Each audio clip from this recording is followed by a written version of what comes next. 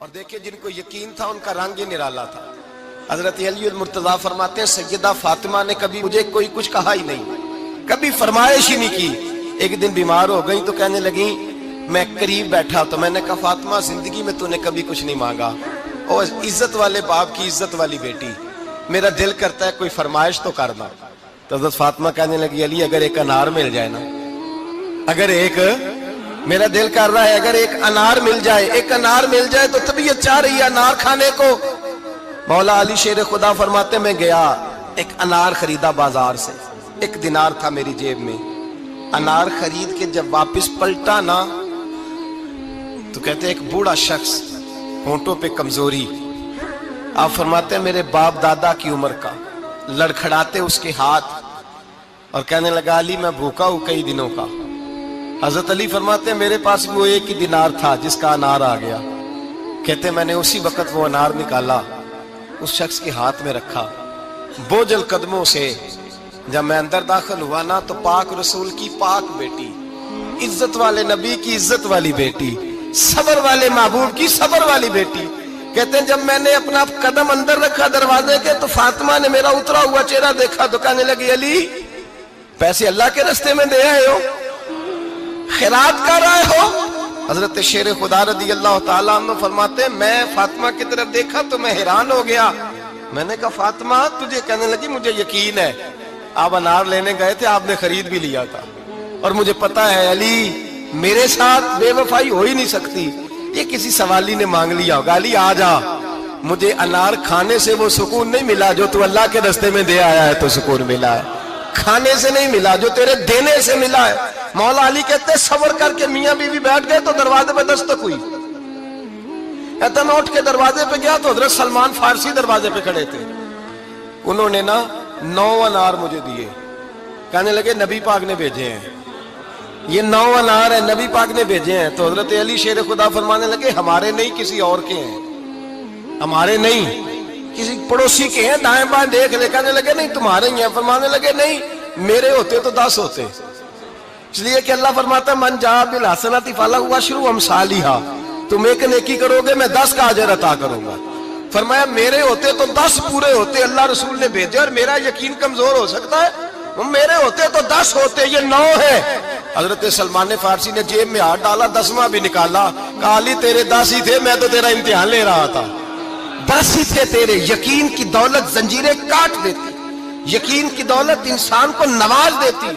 جب تو لڑکھڑاتا ہوا آیا ہے، میرے نبی پاک نے فرمایا یوں نہ کہا کر کے یا اللہ چاہے تو دے چاہے تو نہ دے، جب مالک سے مانگ تو کہا کر یا اللہ تجھی سے مانگنا ہے میں لے کے اٹھوں گا، تو مجھے دے گا۔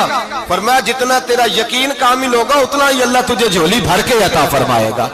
کمزور سا مسلمان، لڑکھڑاتا سا مسلمان دیکھتا ہوں کرتا ہوں، اور یہ بھی نہ دیکھا کریں بھائی ایمان یقین کو استقامت کے درجے پہ لیں، یہ نہ دیکھا کریں کہ وہ کیسے دے گا، وہ کسی وسیلے کا محتاج نہیں ہے، وسیلے کو پسند کرتا ہے، پر وسیلے کا محتاج وہ بغیر وسیلے کے بھی دے دیتا ہے۔ ہر آدمی ماں باپ کے ذریعے پیدا ہوتا ہے، اگر پیدا کرنا چاہے تو جناب عیسیٰ کو بغیر باپ کے پیدا کر دیتا ہے، اگر پیدا کرنا چاہے تو حضرت آدم کو بغیر ماں اور باپ کے پیدا کر دیتا ہے۔ جب یقین رکھے، یقین، قرآن مجید پڑھیے، حضرت موسیٰ علیہ السلام فرعون کے دربار میں کھڑے ہیں، چاروں جانب دشمن ہی دشمن ہے، جادوگر آ گئے، انہوں نے سانپ چھوڑے، حضرت موسیٰ کے ہاتھ میں ڈنڈا تھا، حضرت موسیٰ کہتے ہیں یا اللہ کیا کروں، تو اللہ تعالیٰ نے فرمایا اپنا عصا پھینک دو، کہنا چاہیے تھا نا کہ یا اللہ ایک ہی تو شے ہے، اتنے سانپ ہے، بچانے کے لیے ڈنڈا ہے وہ پھینک دوں، ڈنڈا پھینکا جاتا ہے، سانپ کو دیکھ کر کے قابو کیا جاتا ہے۔ یہ میرا اور آپ کا ذوق ہے نا، لیکن انبیاء کرام کا انداز ملاحظہ کیجئے میرے عزیزو، اللہ فرماتے ہیں ڈنڈا، اے موسیٰ ڈال دے اپنا عصا، پہلے نہیں فرمایا کہ سانپ بن جائے گا، فرمایا بس تو ڈال دے۔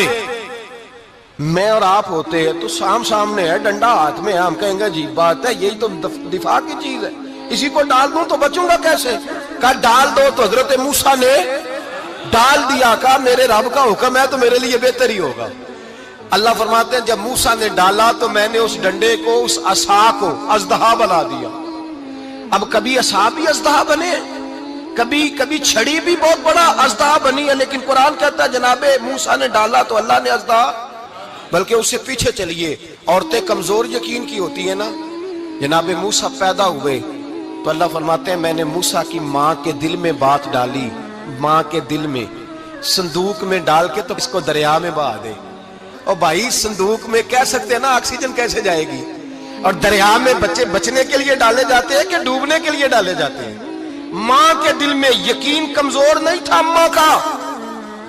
انبیاء کے ماں باپ موحد ہوتے ہیں, دین کو ماننے والے. ماں کے دل میں اللہ نے باپ, اللہ قرآن میں کہتے میں نے وحی کی, میں نے القاء کیا, میں نے بات ڈالی. حضرت موسیٰ کی ماں کہتی ہے میں نے ڈال کے نا سمندر میں بیٹا, میں نے سمندر میں بیٹا ڈال کے صندوق میں بند کر کے رب کے حوالے کیا. آپ فرماتے ہیں میرے مالک کا بھروسہ کیا تو پھر میرے مالک کا کام دیکھو, کمال دیکھو. میں نے دریا میں ڈالا, اللہ نے فرعون کے گھر میں میرے بیٹے کی پرورش کرا دی. یہ یقین کہ حضرت موسیٰ کے پاس قوم آئی, قرآن پڑھیے, کہا جناب پانی چاہیے. وَإِذِ اسْتَسْقَىٰ مُوسَىٰ لِقَوْمِهِ, موسیٰ نے اپنی قوم کے لیے پانی مانگا. ہم نے کہا فَانْفَجَرَتْ مِنْهُ اثْنَتَا عَشَرَةَ عَيْنًا, اپنا ڈنڈا پتھر پہ مارو. عقل والا آدمی ہوتا تو اڑ جاتا, کہتا یا اللہ پتھروں سے بھی کبھی پانی نکلا ہے. اضرب بعصاک الحجر, مارو پتھر پہ ڈنڈا. اللہ کے نبی نے منٹ نہیں لگایا, تھا کر کے ڈنڈا لگایا. فَانْفَجَرَتْ مِنْهُ اثْنَتَا عَشَرَةَ عَيْنًا. اللہ فرماتے ہیں جناب موسیٰ نے ایک عصا مارا, میں نے 12 چشمے جاری کر دیے. تو لے تو لا اللہ کرتا ہے, اللہ کہتا ہے پڑھ نماز روزی دوں گا, کہتا ہے سوچتا ہوں. اللہ فرماتے ہیں آجا مسجد میں تیرا ہو جاؤں گا, کہتا ہے دیکھتا ہوں. رب فرماتا ہے تو میرے محبوب کی غلامی کر, میں تجھے محبوب بنا لوں گا. تو کہتا ہے تھوڑا بڑا ہو کے داڑھی رکھنی ہے, ابھی سیانا ہو کے میں ذرا سرٹیفکیٹ لے لوں اسرائیل سے کہ کتنے سالوں کے بعد آئیں گے, پھر شروع کروں گا. پروگرام بنا رہا ہے, ابھی تو ارادے میں ہے. اللہ کے پیغمبر کا ڈنڈا, اور اس سے زیادہ آگے بات ہو گئی. پیچھے فوج لگی ہوئی ہے فرعون کی, مجمع ہے, ہزاروں لاکھوں کا لشکر لے کے, تلواریں نیزے. فرعون پیچھے, آگے دریا آ گیا. حضرت موسیٰ علیہ السلام کھڑے ہیں, اب کدھر جائیں؟ اللہ پاک نے فرمایا مارو ڈنڈا. کہاں؟ پانی پہ, پانی پہ ڈنڈا مارو. اب حضرت موسیٰ علیہ السلام پانی پہ ڈنڈا مارے تو پانی ابھرے گا, اس سے زیادہ کیا ہوگا؟ پہلے پتھر پہ ڈنڈا مروایا تو پانی نکلا, اب پانی پہ ڈنڈا مروایا. فَإِذْ فَرَقْنَا بِكُمُ الْبَحْرَ فَأَنْجَيْنَاكُمْ وَأَغْرَقْنَا آلَ فِرْعَوْنَ. اللہ فرماتے ہیں موسیٰ نے پانی پہ ڈنڈا مارا تو میں نے پانی میں رستے بنا دیے. ایک جگہ ڈنڈا مارا تو پانی نکل آیا, دوسری جگہ عصا مارا تو پانی خشک ہو گیا. 12 چشمے بن گئے, 12 رستے بن گئے دریا میں سے. حضرت موسیٰ علیہ السلام گزر گئے, اور اللہ فرماتے ہیں فرعون بھی آیا تو اسے میں نے غرق کر دیا, اور وہ کھڑا دیکھتا ہی رہ گیا کہ بنا کیا ہے. یہ تو بات ہے حضرت موسیٰ کی, میرے مصطفیٰ کے غلام. حضرت سعد بن ابی وقاص قادسیہ کی جنگ کے لیے نکلے, رستے میں دریائے نیل آ گیا. حضرت سیدنا سعد بن ابی وقاص اب کہاں سفر طے کر کے آئے, کہتے ہیں پتہ ہی نہیں تھا کہ دریا آ جائے گا. اب دور دور تک پل کوئی نہیں. صحابہ کہتے ہیں دشمن للکار رہا, حضرت سعد بن ابی وقاص دریا کنارے کھڑے ہوئے, ایمان یقین اور استقامت, ڈٹ گئے. کہنے لگے او دریا, اگر تو حضرت موسیٰ کی نافرمان قوم کو رستہ دے سکتا ہے, محمد عربی کے وفادار نوکر ہیں, ہم تو رسول اللہ کے ماننے والے ہیں. دشت تو دشت ہے, دریا بھی نہ چھوڑے ہم نے, بحر ظلمات میں دوڑا دیے گھوڑے ہم نے. فرمایا چھوڑ رستہ. صحابہ کہتے ہیں اس وقت ہم نے نعرے لگائے جب دریا نے رستہ ہی چھوڑ دیا. کہتے ہیں پھر اللہ رسول پر ہم ذکر کرنے لگے, درود پڑھنے لگے, دریا سے رستے بن گئے. فرماتے ہیں 10,000 کا لشکر گزر گیا. اس پار جب گیا نا تو حضرت سعد بن ابی وقاص نے پھر مجمع پہ نظر ڈالی. فرمایا کسی کی کچھ ہے تو نہیں رہ گئی پانی میں, کوئی دریا میں چیز تو نہیں رہ گئی. ایک صحابی کہنے لگے میرا مٹی کا پیالہ رہ گیا ہے. یار ذرا دیکھیں انداز دیکھیے, مٹی کا پیالہ. اور یار چھوڑ پرا, مٹی کا پیالہ کیا ہوتا ہے؟ اب تو مٹی کے پیالے کی بات کرے گا, چھوڑ دے, کیا کرتا ہے؟ اس نے کہا پیالہ میرا رہ گیا ہے. تو حضرت سعد بن ابی وقاص کہنے لگے کیوں ہمارا پیالہ رہ جائے, ہم رسول اللہ کے نوکر ہیں. ایمان یقین اور استقامت کی دولت. پھر دریا کی طرف دیکھا, کہنے لگے چل یار ہمارا پیالہ بھی واپس کر دے. صحابہ کہتے ہیں دریا کی لہر آئی اور پیالہ بھی واپس کر دی. اور میرے بھائی جب ایمان کی دولت, یقین کی دولت, اعتماد کی دولت, جو بابا کہتا ہے نا کہ معاذ اللہ تعالیٰ الو کا خون لے آؤ اور شیر کی کھلڑی لے آؤ, میں کالا پیلا نیلا جادو کروں گا. اس پر لوگ دوڑ کے جاتے ہیں, 50-60 ہزار روپیہ بھی دے آتے ہیں دوڑ کے. اور اگر کہا جائے کہ مسجد آؤ 4 رکعت نماز پڑھو, حاضری دو مسجد کی, تو کہتے ہیں معرفت والے ہیں. معرفت والے نماز ہی نہیں پڑھتے, وہ کون سی معرفت ہے؟ یہاں اللہ کی بارگاہ میں جھکنے کا, چونکہ یہ لیٹ ہے نا, یہ پتہ نہیں جنت میں جا کے ملے گا, کب ملے گا, معاذ اللہ. لوگ دنیا داری کے معاملے میں پس جاتے ہیں. حکمران نے وعدہ کر دیا ہے سڑکیں پکی ہو جائیں گی, خوشحالی ہو جائے گی, موجیں لگ جائیں گی, لوگ لائنوں میں کھڑے ہیں ووٹ دینے کے لیے, اور تیرے رب نے کہا ہے تو مجھ سے ڈر جا, میں تیری دنیا بھی اچھی کر دوں گا, آخرت بھی اچھی کر دوں گا, تو ادھر آ میری بارگاہ میں جھک. لوگ اعتماد اور یقین کو اوہام پرستی کا شکار ہیں, ہم لوگ وہم کا شکار ہیں, ہم لوگ بدشگونی ایسے ہو جائے گا ویسے ہو جائے گا, ہم ان چیزوں کا شکار. بھائی اعتماد کی دولت پیدا کریں, یقین اپنے اندر پیدا کریں, ایمان پیدا کریں, ڈٹ جائیں رب رسول کا نام لے کر. حضرت عمر کا زمانہ تھا, مصر فتح ہو گیا, حضرت عمر بن عاص گورنر بنے.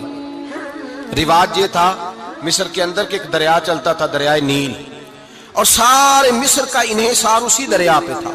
فصلوں کو پانی بھی لگتا اسی سے, جانور بھی اسی سے پانی پیتے, کھیتیاں بھی اسی سے سیراب ہوتی. سال کے بعد وہ دریا خشک ہو جاتا تھا, سال کے بعد وہ دریا خشک ہوتا, اور جب خشک ہوتا نا تو ایک کواری لڑکی قتل کر کے دریا میں ڈالتے, پھر وہ دریا چلتا. آج بھی بہت ساری جگہوں پہ اوہام پرستی ہے, کہتے ہیں ہمارے آستانے کا طریقہ ہے. میں نے کہا آستانے کا, اس آستانے کا طریقہ ہوتا ہے جس آستانے کا تعلق در مصطفیٰ سے ہوتا ہے. باقی کسی آستانے کا اپنا کوئی ذاتی طریقہ نہیں. طریقہ وہ جو میرے نبی پاک کا طریقہ ہے, اس سے ہٹ کر کون سا طریقہ ہے؟ ہمارے آستانے کا طریقہ ہے, ہماری یہ رسم ہے, ہمارا یہ رواج ہے. اٹھا کے بھاگ جاؤ رسم و رواج. ہمارے رسم و رواج رسول اللہ کی سنت کے پابند ہے. سارے بولیے صلی اللہ ہو, پھر ایک دفعہ پڑھیے درود شریف صلی اللہ ہو, 3 دفعہ کر لیں تاکہ طاقت آد ہو جائے. صلی اللہ ہو. نبی پاک صلی اللہ علیہ وسلم کا طریقہ اصل طریقہ ہے. حضرت عمر فاروق کو جناب عمر بن عاص, اور کہتے ہیں کہ پکا طریقہ یہ تھا کہ جب تک لڑکی قتل کر کے ڈالتے نہیں تھے دریا چلتا نہیں تھا. حضرت عمر کو خط لکھا کہ حضور یہ معاملہ ہے, اور لوگ مجھے یہی کہتے ہیں. میں نے لوگوں کو سمجھایا ہے کہ اسلام ظلم کا حکم نہیں دیتا, ظلم کی اجازت نہیں دیتا, کیسے لڑکی قتل کی جائے. اب آپ بتائیں کیا کرنا ہے. حضرت عمر ایمان, یقین, استقامت, پہاڑ ہے یہ لوگ. حضرت عمر نے 2 خط لکھے, ایک حضرت عمر بن عاص کے نام, دوسرا دریائے نیل کے نام. 2 خط لکھے, ایک خط لکھا دریا کے نام, ایک خط لکھا عمر بن عاص گورنر کے نام.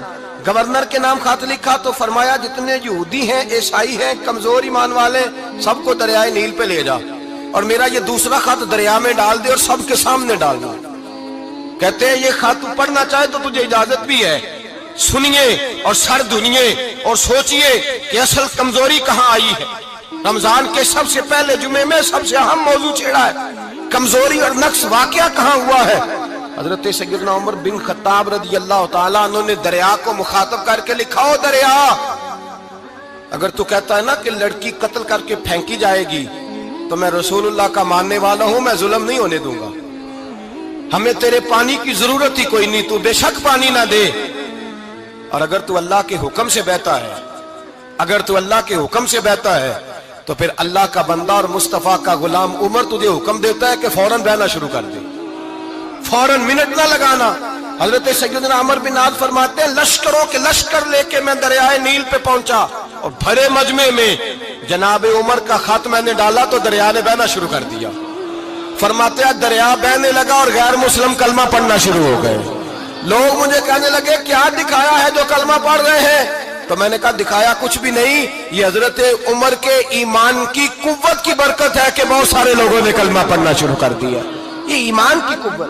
ڈرا ہوا مسلمان, سہما ہوا مسلمان, یہ کبھی امریکہ کے پیچھے بھاگتا ہے, کبھی یورپ کے پیچھے بھاگتا ہے, کبھی ادھر جاتا ہے, کبھی ادھر جاتا ہے. اپنی دنیا آپ پیدا کر, اگر زندوں میں ہے, سر آدم ہے, ضمیر کن فقہ ہے زندگی. جب ایمان کی طاقت پیدا ہوتی ہے, جب قوت پیدا ہوتی ہے, پھر انسان کے اخلاق سنور جاتے ہیں, پھر اس کا نظریہ سیدھا اللہ رسول کی ذات پر جا کے کھڑا ہوتا ہے. جنہیں آزمایا گیا تھا حضرت ابو بصیر رضی اللہ تعالیٰ. ہمیں تو تھوڑا سا جھٹکا لگ جائے نا مذہب کا, تھوڑا سا, لوگ دین کی طرف آتے ہیں, اس میں نا تھوڑی تکلیف ہے. صحیح بخاری کی حدیث، اس میں تکلیف ہے، سچ کہہ رہا ہوں، صحیح بخاری کی حدیث ہے۔ ایک صحابی نے کہا تو حضور میں آپ سے پیار کرتا ہوں، نبی پاک نے فرمایا اچھی طرح سوچ لے۔ کہا سوڑیا نہیں پیار ہے، فرمایا چل پھر سوچ لے۔ حضور بڑا پیار، میں سوچ لے۔ کہا محبوبہ بڑا پیار ہے، تو نبی پاک نے فرمایا پھر تیاری کر لے، جس طرح گہری جگہ پہ پانی تیزی سے آتا ہے تیری طرف مشکلات بھی تیزی سے آئیں گی، تیزی سے۔ یہ شہادت گاہ الفت میں قدم رکھنا۔ لوگ آسان سمجھتے ہیں مسلمان ہونا، ذرا اچھی طرح سوچ لے، جو مجھ سے محبت کا دعویٰ کرے گا اسے تکلیف ہے، بولو اسے تکلیف ہے، یہ پکی بات۔ جو محبت میں مخلص ہو وہ دیکھ لے میں آزمائش میں کتنا ہوں۔ تو اگر کوئی کہتا ہے نہیں مذہب میں جائیں گے تو موجیں لگ جائیں گی، تو یہ بات درست نہیں ہے، یہ تو بڑا مشکل کام ہے۔ یہ تو اس سے پوچھو نا جو اس منصب پہ ہے، یہ کٹھن مرحلہ ہے، کٹھن۔ یہ شہادت گاہ الفت میں قدم رکھنا۔ لوگ آسان سمجھتے ہیں مسلمان ہونا، روتا ہے فلک برسوں، پھر جا کے یہ حالات درست ہوتے ہیں۔ تو بھائی یاد رکھیں اور سمجھیں، حضرت ابو بصیر رضی اللہ تعالیٰ عنہ، نبی پاک صلی اللہ علیہ وسلم نے طے کر لیا کفار کے ساتھ۔ حدیبیہ کی جنگ ہوئی تو فرمایا اگر کوئی مسلمان مکے چلا جائے گا تو کافر کہنے لگے ہم واپس نہیں کریں گے، اور اگر کوئی کلمہ پڑھنے والا ستایا ہوا مسلمان مدینے آئے گا تو مسلمانوں کو واپس کرنا پڑے گا مسلمان اپنا بندہ نہیں رکھ سکتے۔ اور مسلمانوں کا کوئی شخص غلطی سے بھی مکے چلا گیا تو مکے والے واپس نہیں کریں گے۔ حضرت ابو بصیر رضی اللہ تعالیٰ عنہ صحابی تھے، باپ نے، بھائی نے، محلے والوں نے قید کیا ہوا تھا کلمہ پڑھنے کی وجہ سے، پیروں میں زنجیریں تھیں، بیڑیاں تھیں، کسی طریقے سے جیل توڑ کے دوڑے مدینے پہنچے۔ کہتے ہیں رستے میں کسی آدمی کے ساتھ گھوڑے پہ کچھ دیر بیٹھا پھر پیدل چلا۔ صحابہ کہتے ہیں اتنا دردناک منظر بڑا کم ہم نے دیکھا۔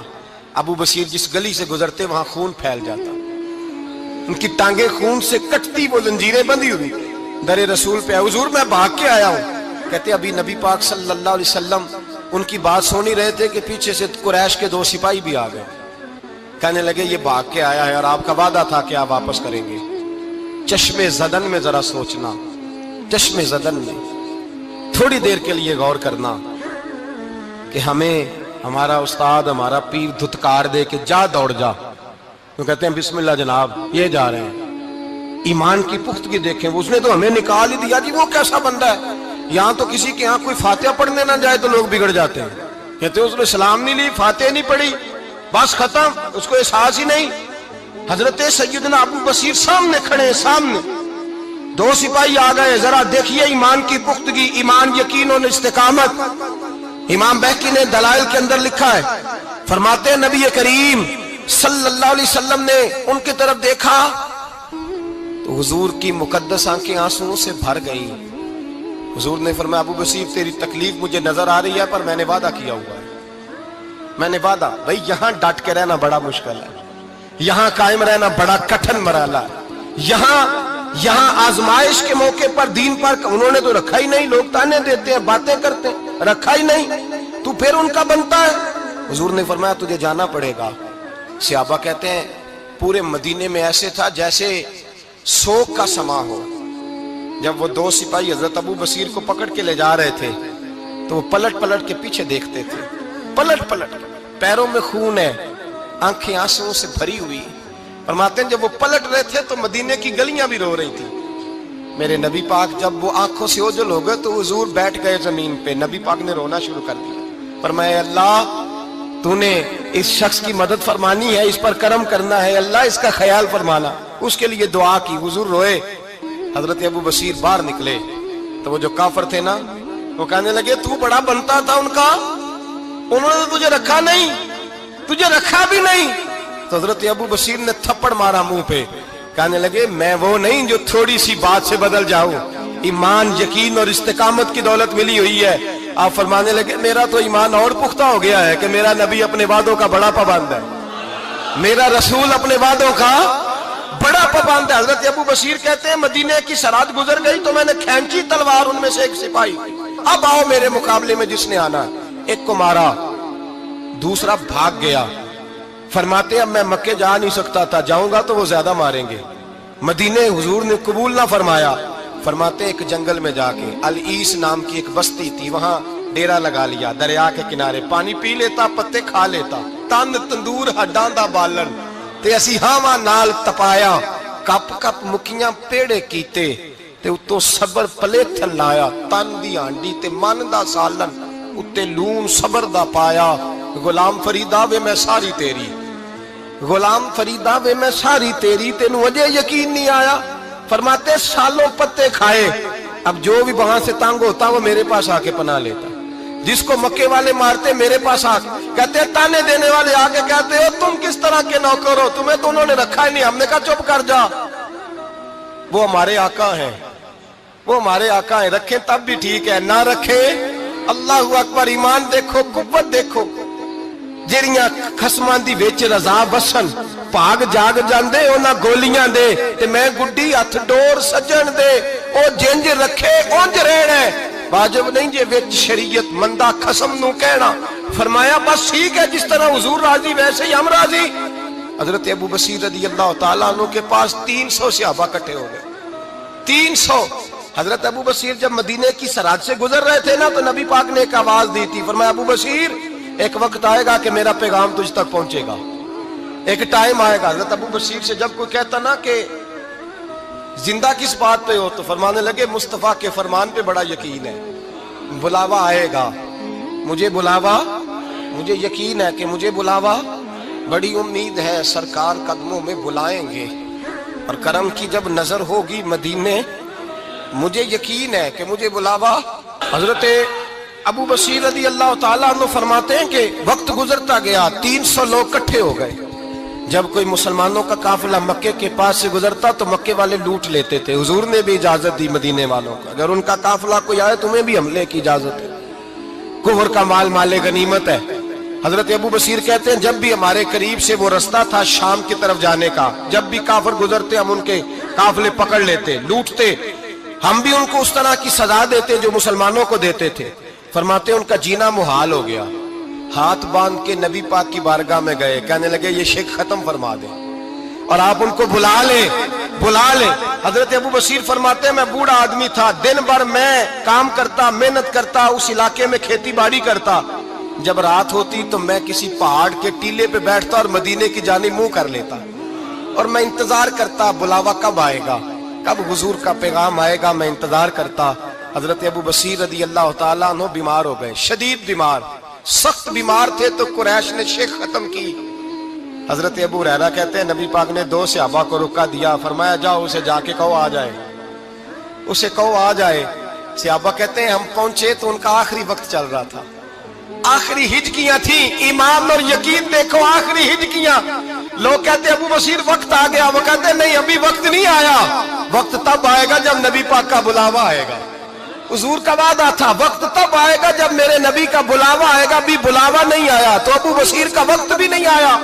صحابہ کہتے ہیں ہم نے جا کے رکا تھمایا، اٹھنے کی بھی طاقت نہیں تھی، جب حضور کا رکا لیا نا تو دونوں یوں مٹھیاں بند کر لی، گویا جھوم جھوم کے نعرے لگانے لگے آؤ دیکھو میرے نبی کے وعدے کتنے سچے ہیں، آؤ دیکھو حضور کے وعدے، چومتے حضور کا نامہ سر پہ رکھتے، سینے سے لگاتے، اور کہتے ہیں پھر بلند آواز سے کلمہ پڑھنے لگے، کہنے لگے حضور میں حاضر ہوا، یا رسول اللہ میں آیا، کہتے بلند آواز سے کلمہ پڑھا اور ان کی روح پرواز کر گئی، ان کی روح پرواز کر گئی۔ نبی رحمت صلی اللہ علیہ وسلم کے غلاموں کا یقین، اعتماد اتنے اعلیٰ درجے کا، کمزور مسلمان، دائیں بائیں دیکھتا مسلمان، کفر کے وعدوں پر اعتبار کرتا، یہودی عیسائی اور سکھ کے وعدوں پر اعتبار کرتا، دنیا دار ٹھگ اور چور کے وعدوں پر اعتبار کرتا، یہ رب کریم کے وعدے پر اعتبار نہیں کرتا، یہ اللہ رسول کے ساتھ اپنی توجہ کو مبذول نہیں کرتا۔ میرے رسول کریم سید عالم صلی اللہ علیہ وسلم کے غلاموں نے اعتماد کر کے، یقین کر کے ہمیں بتلایا ہے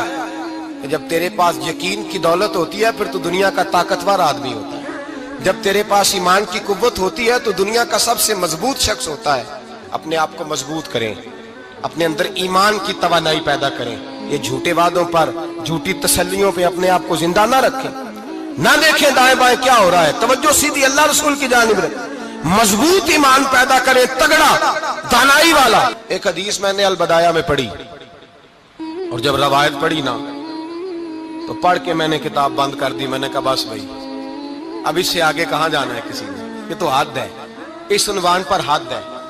حضرت انس بن مالک حدیث کے راوی، میری طرف دیکھیے گا، حضرت انس بن مالک حدیث کے راوی ہیں، توجہ کرنا، कहते एक बीबी हुजूर के पास आई, अपना इलाका छोड़ आई, आके खड़ी हुई तो उसने कहा हुजूर मैं खानदान भी छोड़ आई हूं, ससुराल भी, मेका भी, ननिहाल भी, ददियाल भी, मैं हर एक को छोड़ आई हूं। मैं जायदाद वाली थी वो भी छोड़ आई हूं, माल दौलत भी छोड़, एक मेरा बेटा था जवान वो मैं साथ लाई हूं। सोनिया ये आपकी नौकरी करेगा और मैं हजरत फातिमा की ड्यूटी करूंगी, मैं हजरत आयशा के बर्तन धोया करूंगी, मैं भी नौकरी करूंगी, हाजिर है। फरमाते हैं रसूल पाक ने बच्चा असहाबे सुफा में रख लिया, असहाबे सुफा में, और बीबी को नबी पाक सल्लल्लाहु अलैहि वसल्लम ने औरतों के साथ मुतय्यन किया। हजरत अनस कहते हैं नौजवान बड़ा प्यारा, बड़ा मीठा, बड़ा धीमा, बड़ा वफाशार, वो सबक अच्छी तरह याद करता, वो नमाज दिलचस्पी से पढ़ता, वो हुजूर की बातों को गौर से सुनता, वो रसीला, वो संजीदा, वो कम गो, वो मीठा, वो प्यारा।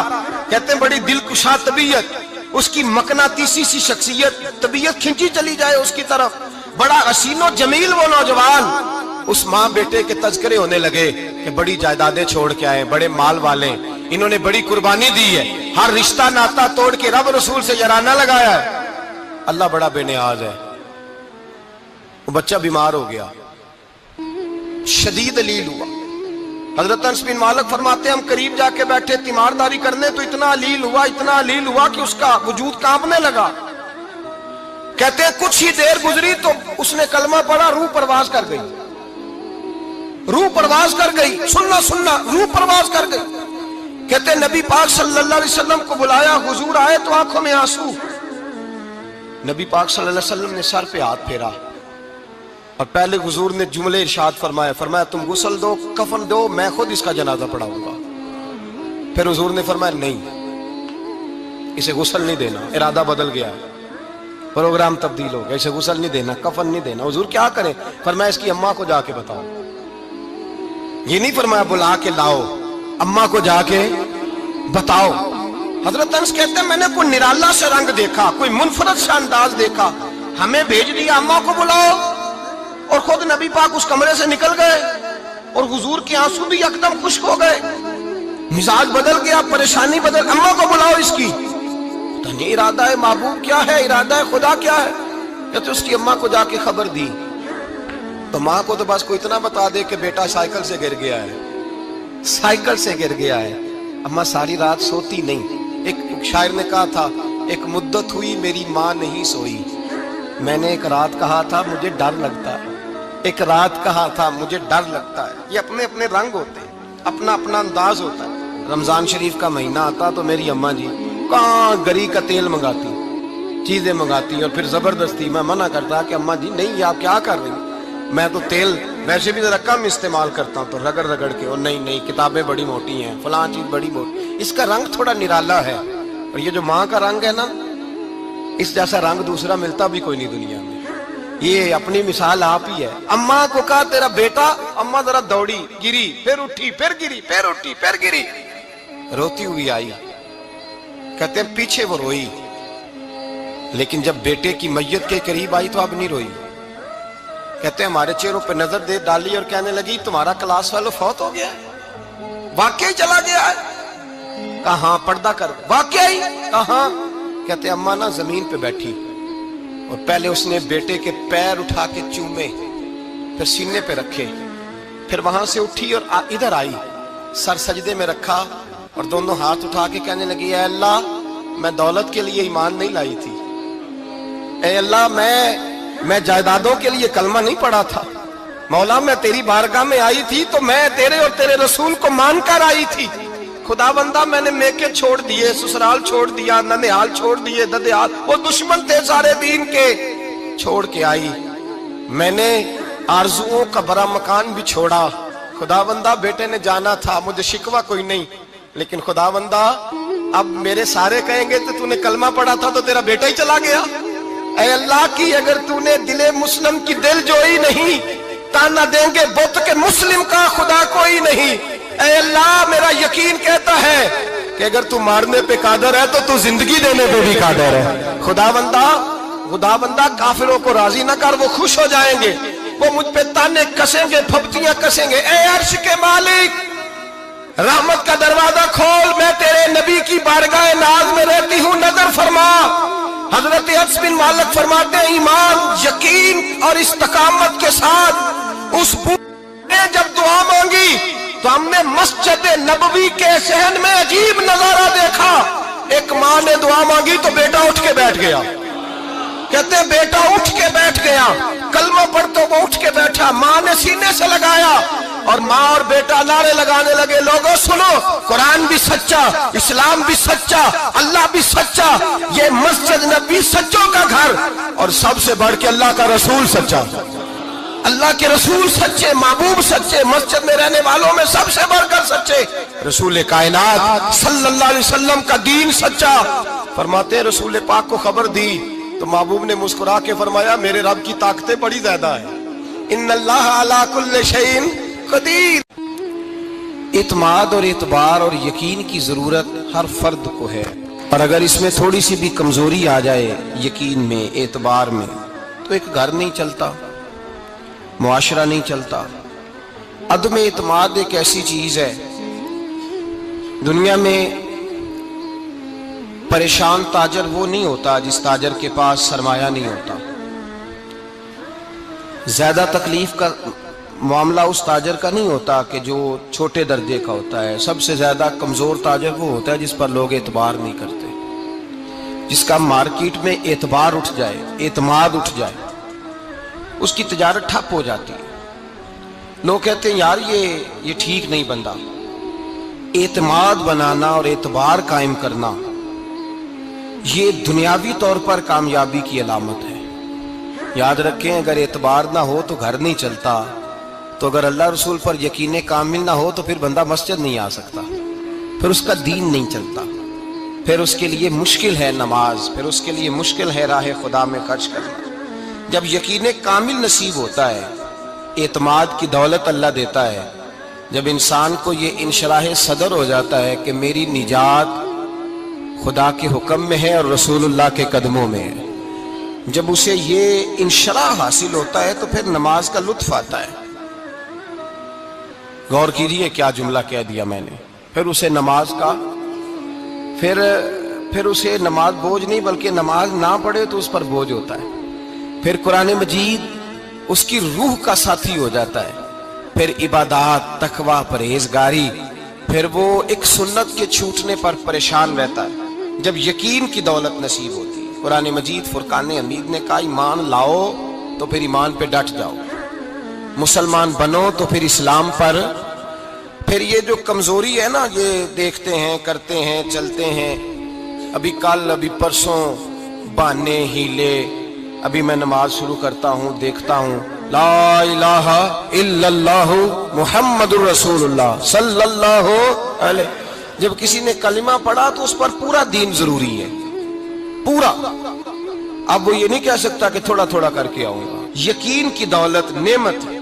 अल्लाह पाक कुरान मजीद में फरमाते हैं, इन्नल्लज़ीना क़ालू रब्बुनल्लाहु सुम्मा इस्तक़ामू, जिन्होंने कहा कि अल्लाह हमारा रब है और फिर वो इस पर डट गए, फिर इस पर वो कहा तो डट गए, खड़े हो गए, नहीं अल्लाह ही रब है, अल्लाह ही देने वाला, अल्लाह ही मालिक, अल्लाह ही हमारा राज़िक है, रब ही हमारा सब कुछ। जब डट गए तो फरमाया ततनज़्ज़लु अलैहिमुल मलाइका, फिर मैं उनकी मदद के लिए आसमान से फरिश्तों का नुज़ूल फरमाया करता हूँ। फरिश्ते क्या कहते हैं? अल्लाह तखाफू वला तहज़नू, गम न करना, खौफ न खाना, वबशिरू बिल जन्नतिल्लती कुंतुम तुअदून, हम तो तुम्हें अल्लाह तबारक व तआला की उस जन्नत की खुशखबरी देने आए हैं जिसका रब ने तुम्हारे साथ वादा किया हुआ है। फिर फरिश्तों का नुज़ूल होता है, लेकिन शर्त क्या है कि ईमान लाए, और फिर ईमान पर फिर ये ना सोचे कि वो किस तरह देगा, वो कैसे अता करेगा, वो मेरी मदद किस तरह करेगा, निज़ाम कैसे चले। डट जाए, डट जाए, कहे मेरे अल्लाह का हुक्म है तो मैंने हलाल ही खाना है, मेरे रब का हुक्म है तो मैंने थोड़े पे ही गुजारा करना है, मेरे मालिक का हुक्म है तो मैंने अपनी जेब देखनी या दूसरे की नहीं देखनी, मेरे रब का हुक्म है तो मैंने उसकी इताअत में रहना। जब डट जाएगा अल्लाह के अहकामात पर, जब डट जाएगा तो अल्लाह फरमाता है फिर मैं तेरी मदद के लिए फरिश्तों का नुज़ूल करूंगा। नबी पाक सल्लल्लाहु अलैहि वसल्लम ने फरमाया, दो दौलतें अगर किसी को अल्लाह दे दे तो समझे अल्लाह ने उसे दुनिया की सबसे ज्यादा दौलत अता फरमा दी। दो दौलतें, दो किस्म का माल अगर अल्लाह किसी को दे दे, दो किस्म। या रसूल अल्लाह सल्लल्लाहु अलैहि वसल्लम वो दौलत कौन सी है? تو حضور نے یہ نہیں فرمایا کہ اگر اللہ تبارک و تعالیٰ اسے سونا دے دے، چاندی دے دے، پیسے دے دے، جائیداد دے دے، اولاد دے دے، یہ نہیں۔ دیکھیے حضور نے دولت کس کو کہا؟ نبی پاک فرماتے ہیں دو قسم کا سرمایہ جس کو ملا اسے کائنات کی ہر نعمت مل گئی۔ اور حضور نے فرمایا میں اپنے غلاموں کو نصیحت کرتا ہوں کہ یہ دو دولتیں ایسی ہیں جو اللہ سے مانگا کریں، صبح و شام رب کریم سے ان دو پیسوں کا، سرمایے کا، اس خزانے کا سوال کریں۔ یہ مل گئے تو تمہیں ہر شے مل گئی۔ یا رسول اللہ وہ کون کون سی چیزیں ہیں؟ فرمایا ایک جس شخص کو اللہ نے معاف کرنے کی دولت عطا کر دی، جو معاف کرنے لگ گیا، جس کی طبیعت میں درگزر آ گیا، جو معاف کرنے لگا، غلطیاں معاف کرنے لگا، جس کو ایک دولت یہ مل گئی۔ اور دوسرا میرے مصطفیٰ نے فرمایا جسے اللہ نے یقین کی دولت عطا فرما دی، جس کو یہ دو دولتیں مل جائیں، ایک درگزر کرنا، دوسرا رب رسول پہ یقین کامل رکھنا، اسے کائنات کی ہر شے مل گئی۔ میرے نبی پاک نے فرمایا جب بھی دعا مانگو خدا سے یہ دو نعمتیں مانگا کرو، عرض کیا کرو اے اللہ درگزر کی دولت عطا فرما، اے اللہ تو ہمیں یقین کی دولت عطا فرما، ایمان کی قوت اور پختگی نصیب فرما۔ میرے بھائی حضور نے فرمایا مانگ کے لو۔ کمزور ایمان والا شخص کسی کام کا نہیں ہوتا۔ جس آدمی کے ذہن میں شک کا بیج ایک دفعہ جنم لیتا ہے وہ آدمی تو غلام سے بدتر ہے۔ بے کیف سجدہ، روٹھی روٹھی سی عبادت، اس کی زندگی کیفیات سے خالی ہے۔ جس شخص کو پتہ چل جائے نا لوگ میرے مخالف ہیں، اس کا تو سجن رہتا ہی کوئی نہیں۔ اصل بات یہ ہوتی ہے کہ یہاں سوچ بیٹھا ہے کہ دنیا میرے خلاف ہے، یہاں مخالفت یہاں بیٹھ گئی ہے، دو بندے باتیں کر رہے ہیں تو پریشان ہے، میرے خلاف ہی لگے ہوئے ہیں۔